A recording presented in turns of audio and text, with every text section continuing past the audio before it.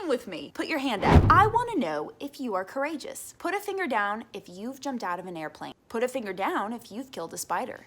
Put a finger down if you have ever introduced yourself to someone you don't know in hopes that they become your very best friend. Put a finger down if you have tried a new hobby like playing basketball or joining an art class. Put a finger down if you had a nightmare and went back to sleep.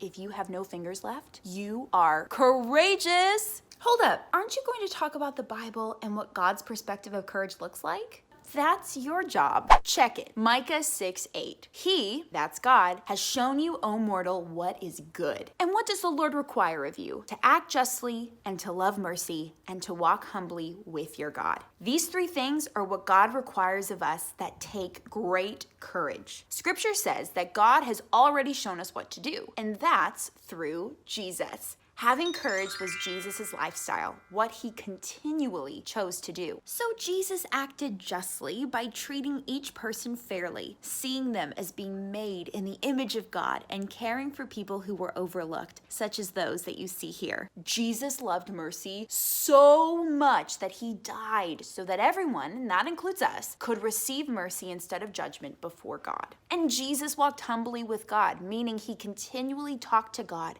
and wanted God's will to be done, even above his own. But we may be scared to stick up for someone who's being made fun of because we might want to look cool. And we may want to get revenge on someone instead of loving mercy because we want to get even with that person. And we may want to do things our own way and not listen to God because we want to be in control of our lives. But that isn't how Jesus lived his life. Jesus never joined a basketball team or jumped out of a plane. But what he did do is show us what true courage looks like by acting justly, loving mercy, and walking humbly with God.